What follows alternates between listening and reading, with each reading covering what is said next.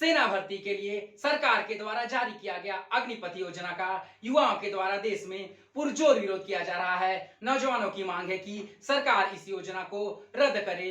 अब आप खुद ही सोचिए कि 4 साल की नौकरी और फिर रिटायर, ऐसा कहां पर होता है? कौन सी समिति ने इस योजना को बनाया है? समझ के बाहर की चीज है। देश की सेवा करना है, देश की रक्षा करना है, नेताओं की तरह 5 साल चुनाव जीतकर घोटाला नहीं करना है। अरे साहब, 4 साल भी क्यों, 400 रुपए की दिहाड़ी में ही नौजवानों को रख लो, इससे और भी ज्यादा पैसा बचेगा।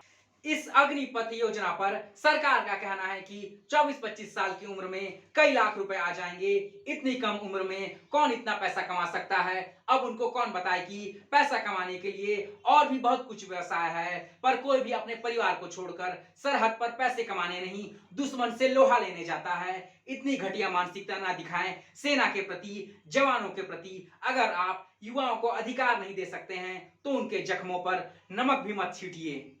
किसानों को कृषि कानून समझ नहीं आया, अर्थशास्त्रियों को नोटबंदी समझ नहीं आया और अब अग्निवीरों को अग्निपथ योजना समझ नहीं आ रहा है। भारत में सिर्फ एक ही बुद्धिमान कौम रहती है जिसे भारत सरकार की हर सरकारी योजना सबसे पहले समझ में आता है। बाकी देश में सब के सब मूर्ख हैं, बस सत्ता में बैठे लोग ही ज्ञानी हैं। इसलिए आज देश में देश की आत्मा जल रही है।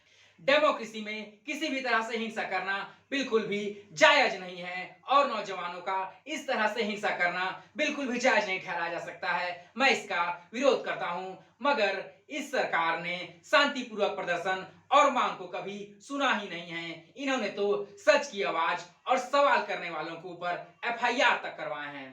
सवाल नेताओं से भी है, क्यों ना अग्निपथ योजना सरकार में भी लागू कर दिया जाए। नेताओं को एक बार से अधिक चुनाव लड़ने की अनुमति नहीं होगी, उनका पेंशन बंद कर दिया जाएगा और आवास भी केवल सरकारी कार्यकाल तक ही सीमित रहेगा।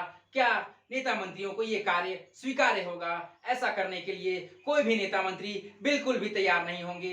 ये बेकार की अग्निपथ योजना सिर्फ जनता पर ही लागू होती है। नेताओं को तो कब्र में जाते तक सरकार की सारी सुख सुविधाएं चाहिए। ठीक है दोस्तों, आज की बात में बस इतना ही। इसी तरह सच की बात, सच की आवाज देखने के लिए हमारे साथ बने रहें। जय हिंद।